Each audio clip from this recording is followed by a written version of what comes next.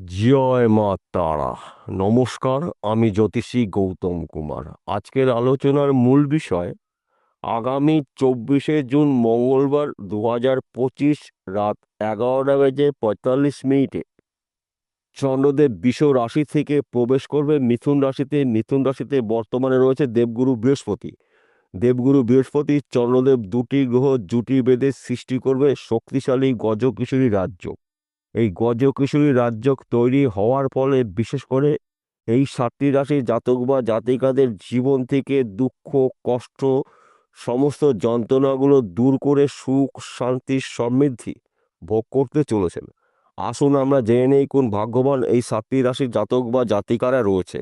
তবে ভিডিওটি না কেটে, না স্কিপ করে সম্পূর্ণ দেখার চেষ্টা করুন, কেননা এই ভিডিওর মধ্যে যেই ভাগ্যবান 7টি রাশির নাম বলবো, যদি আমার বলা রাশি আপনার রাশির সঙ্গে মিলে যায় তাহলে বিশেষ করে এই ভিডিওটা আপনাদের জন্য গুরুত্বপূর্ণ হতে চলেছে। তাহলে বন্ধুরা, আসুন দেরি না করে মূল পর্বে যাওয়া যাক। কিন্তু ভিডিও শুরু করার আগে আমরা প্রথমে এই দুটি গ্রহ সম্পর্কে একটু জেনে নিই, তাহলে আমাদের অনেক ক্ষেত্রে বুঝতে সুবিধা হবে।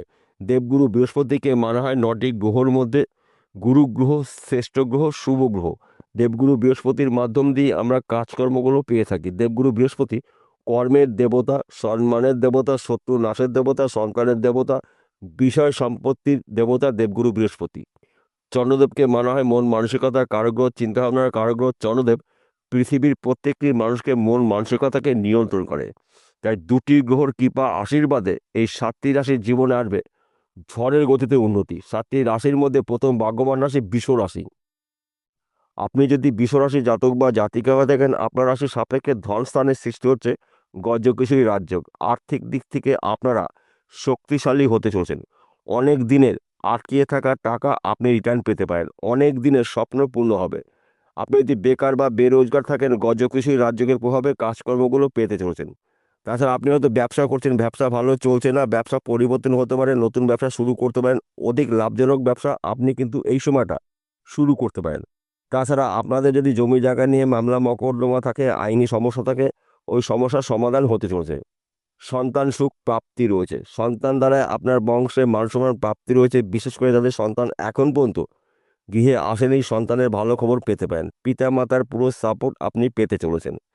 আপনি হয়তো কৃষক পরিবারের ব্যক্তি, কৃষিকাজের মাধ্যম দিয়েও কিন্তু আপনার টার্গেটগুলো আপনি পূর্ণ করতে পারেন। গজকেশরী রাজযোগের প্রভাবে আপনারা প্রভাবশালী হতে চলেছে। এক কথাতে বলা যেতে পারে ব্যাংকে টাকা রাখার মতন কিন্তু আপনার পরিস্থিতি হতে পারে। তাই আপনারা তৈরি থাকুন, অ্যালার্ট থাকুন, প্রস্তুত থাকুন। সুযোগ একটিও কিন্তু আপনারা হাতছাড়া করবেন না। দ্বিতীয় নম্বর ভাগ্যবান রাশি মিথুন রাশি। আপনি যদি মিথুন রাশি জাতক বা জাতিকা হয়ে থাকেন, আপনার রাশিতেই সৃষ্টি হবে শুভ গজকেশরী রাজ্য। দেবগুরু বৃহস্পতি চন্দ্রদেবের কৃপা আশীর্বাদে আপনার শরীর ভালো থাকবে। ব্যবসা ক্ষেত্রে উন্নতি রয়েছে। সন্তান সুখ প্রাপ্তি। যাদের সন্তান এখনও গিয়ে আসেনি, সন্তানের ভালো খবর পেতে পারেন। তাছাড়া আপনি যদি বিদেশে যাওয়ার জন্য চেষ্টা করছেন, বিদেশ যাত্রা শুভ। হয়তো আপনি বিদেশে রয়েছেন, টার্গেট পূর্ণ করে দেশে ফিরতে চলেছেন। আপনার পরিবারে হয়তো কোনো সদস্য বিদেশে রয়েছে, বিদেশ থেকে আনলিমিটেড অর্থ কিন্তু আপনার হাতে আসতে পারে। তাই এই শুভ সময়টা আপনারা আপনাদের গুরুত্বপূর্ণ কাজগুলো শুরু করতে পারেন, গুরুত্বপূর্ণ কথাবার্তাগুলো বলতে পারেন। সময় কিন্তু আপনার জন্য অনুকূলে রয়েছে। তাছাড়া এই সময়টা কিন্তু আপনার হঠাৎ করে রাতারাতি লাখপতি কোটিপতি হতে পারেন। মাঝে মধ্যে এক ঘর বা দু ঘর লটারি টিকিট কাটতে পারেন। সময় কিন্তু আপনার জন্য অনুকূল রয়েছে। তাছাড়া বর্তমান সময় যারা প্রেম ভালোবাসার মধ্যে যুক্ত রয়েছেন, তাদের সময়টা কিন্তু অনুকূল রয়েছে। গজকেশরী রাজ্যের প্রভাবে আপনার আশা পূর্ণ হবে, স্বপ্নগুলো পূর্ণ হতে চলেছে। এক কথাতে বলা যেতে পারে মিথুন রাশির জাতক বা জাতিকাদের না চাইতেই অনেক কিছু আপনাদের প্রাপ্তি রয়েছে, শুধুমাত্র সময়ের অপেক্ষা।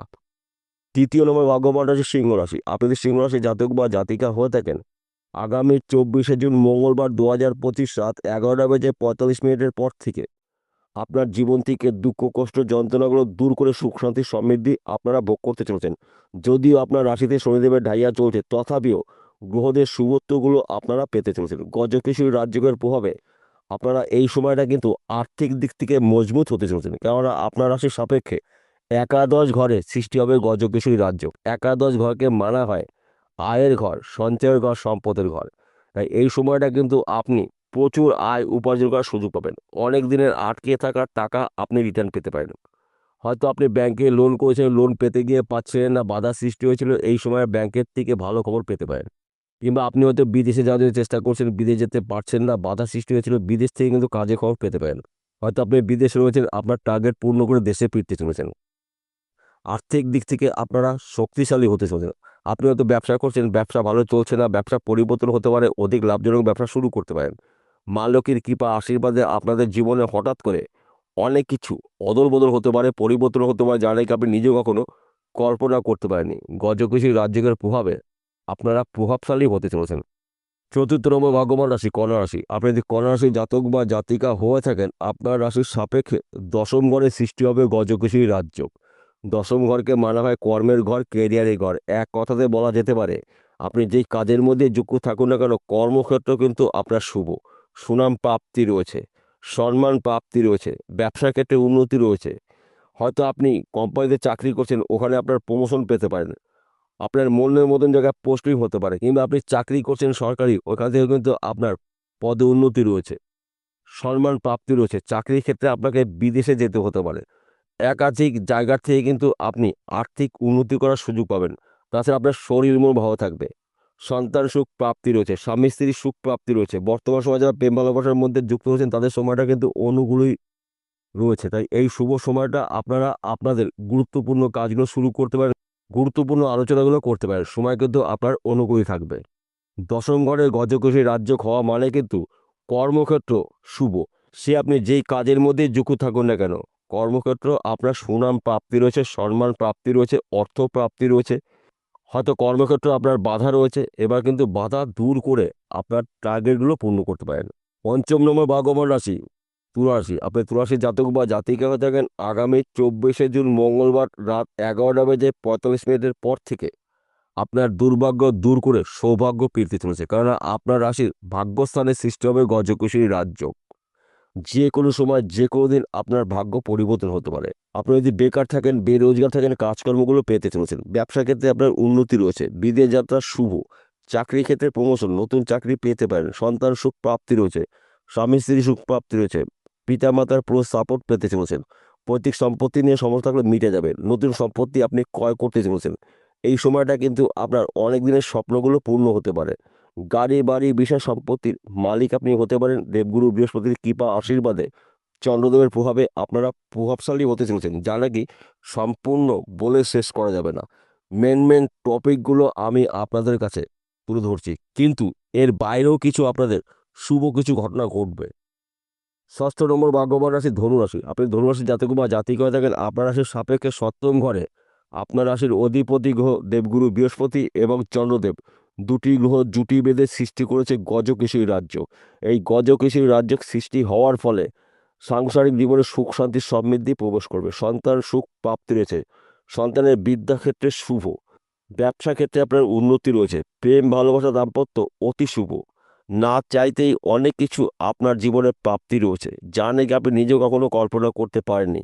অর্থাৎ এক কথাতে বলা যেতে পারে, ধনুরাশি জাতক বা জাতিকাদের জীবনে আসবে চরম উন্নতি। একাধিক জায়গা থেকে কাজের খবর পাবেন, নানা জায়গার থেকে আর্থিক উন্নতি করার সুযোগ পাবেন। এক কথাতে বলা যেতে পারে, ব্যাংকে টাকা রাখার মতন কিন্তু আপনার পরিস্থিতি হতে পারে। যদিও আপনার রাশিতে শনিদেবের ঢাইয়া চলছে, তথাপিও গ্রহদের অবস্থান আপনার জন্য শুভ রয়েছে, তাই শুভত্ব কিছু আপনারা পেতে চলেছেন। সপ্তম নম্বর ভাগ্যবান রাশি মীন রাশি। আপনি যদি মীন রাশির জাতক বা জাতিকা হয়ে থাকেন, আপনার রাশির সাপেক্ষে সুখের ঘরে গজকেশরী রাজযোগ। সুখ শান্তি সমৃদ্ধি আপনারা ভোগ করতে চলেছেন। পিতামাতার পুরো সাপোর্ট পেতে চলেছেন। মাতৃভাইয়ের সম্পত্তি আপনি পেতে পারেন, শ্বশুরবাড়ির সম্পত্তি পেতে পারেন, পৈতৃক সম্পত্তি পেতে পারেন। হঠাৎ করে কিন্তু আপনার ভাগ্যের চাকা ঘুরতে পারে। যেই বিষয়গুলো নিয়ে আপনি চিন্তা করেছেন, টেনশন করেছেন, এবার টেনশন কিন্তু মুক্ত হতে চলেছেন। ঋণ থেকে আপনি মুক্ত হতে পারেন। শত্রু নাশ, সন্তান সুখ প্রাপ্তি রয়েছে। তাছাড়া আপনি যদি ফটকা কোনো বিজনেসে যুক্ত থাকেন, এই সময়টা কিন্তু আপনার অনুকূল থাকবে। হয়তো আপনি বিজনেস করছেন, বিজনেস ক্ষেত্রে কিন্তু আপনার উন্নতি রয়েছে। ওই বিজনেস চলাকালীন আপনি অধিক লাভজনক বিজনেস শুরু করতে পারেন। সময় কিন্তু আপনার অনুকূল রয়েছে। এইবার আমি 7টি রাশি জাতক বা জাতিকাদের একসঙ্গে একটি কথা বলছি। বিশেষ করে আপনারা যদি নেটওয়ার্কের কোনো বিজনেসের মধ্যে যুক্ত থাকেন, এই সময়টা কিন্তু আপনার লাভজনক কিছু ঘটনা ঘটবে। তাছাড়া আপনারা যদি অনলাইনে কাজে যুক্ত রয়েছেন, শেয়ার বাজারে লগ্নি করছেন, বেটিং করছেন, মার্কেটিং করছেন, অথবা পেশাগত লটারি টিকিট বিক্রি করছেন, রাতারাতি কিন্তু আপনি লাখপতি কোটিপতি হতে পারেন কোনো একটি টিকিটের মাধ্যম দিয়ে, এবং অনলাইনের কাজে ভালো ভালো বড় বড় অফার পেতে পারেন। হয়তো আপনি কন্ট্রাক্টারি কোনো কাজ করছেন, বড় বড় কন্ট্রাক্ট কিন্তু আপনি পেতে চলেছেন। গজকেশরী রাজযোগের প্রভাবে আপনারা কিন্তু প্রভাবশালী হতে চলেছেন। সবার শেষে একটি কথা বলছি, প্রত্যেকটা ভিডিওতে বলি, আজকে বলবো বিশেষ করে আপনাদের জন্মকুণ্ডলিতে যদি গজকেশরী রাজযোগ থাকে তাহলে গজকেশরী রাজযোগের শুভ প্রভাব আপনি 101% পেতে চলেছেন। আর যদি আপনার জন্মকুণ্ডলিতে গজকেশরী রাজযোগ না থাকে, দেবগুরু বৃহস্পতি শুভ রয়েছে কিংবা চন্দ্রদেব শুভ রয়েছে, তাহলে গজকেশরী রাজযোগের শুভ প্রভাব কিন্তু আপনার জীবনে পড়তে চলেছে। যদি জন্মকুণ্ডলিতে দেবগুরু বৃহস্পতি অথবা চন্দ্রদেব একটি গ্রহ অশুভ অবস্থায় রয়েছে, তাহলে সেই গ্রহর প্রতিকার প্রতিবিধান করে নেবেন জ্যোতিষী পরামর্শ মেনে বা শুনে। বিষয়টা বোঝা গেল। নমস্কার বন্ধুরা, আবার দেখা হবে।